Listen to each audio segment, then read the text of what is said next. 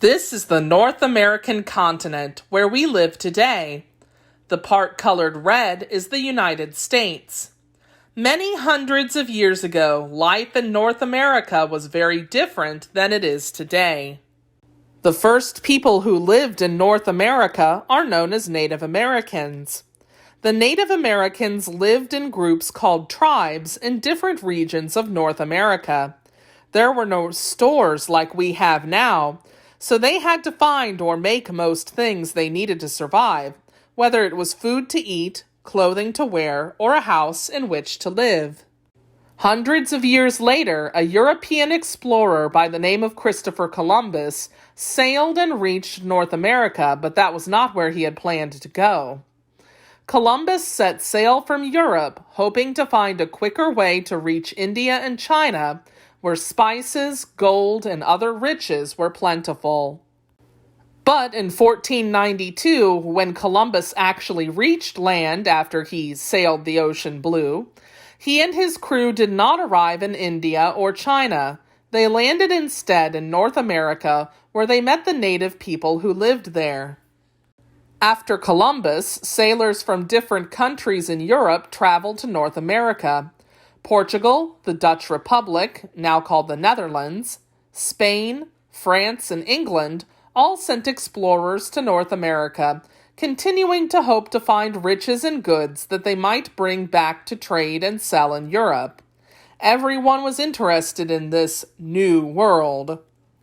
The English did not want to just visit the Americas. They were interested in starting settlements in order to live there. When people start settlements, they move to a new place to live. They wanted a place for their people to spread out from their small island country, England, across the Atlantic Ocean. You probably remember that English pilgrims landed at Plymouth Rock in the 1600s, about 100 years after Columbus. The Pilgrims had great difficulty adjusting to their life in the New World because it was very different from the city life they knew in Europe. The Native Americans that the Pilgrims met helped them survive, especially during that first year, even though the white settlers from Europe were not always kind to them. The Pilgrims were not the only English people to start settlements in North America. In fact, before the Pilgrims ever arrived at Plymouth, other English men and women had settled in 2 other places. The first English colony was on Roanoke Island, followed by a colony at Jamestown. A colony is a place that is ruled by a faraway country. So the English men and women who moved to and settled Roanoke Island and Jamestown did not make their own rules or laws. The English king and government ruled the colonies. A government is a group of people who make decisions and laws for the people they represent. The first child born in North America to English parents was born on Roanoke Island. Her name was Virginia Dare. The people here are English settlers watching the baptism of Virginia Dare. A baptism is a Christian religious ceremony. We don't really know what happened to Virginia Dare or the other English settlers living on Roanoke Island because they mysteriously disappeared several years after they arrived. For this reason, Roanoke Colony is often called the Lost Colony. The colony itself was not really lost, but the colonists were never seen again.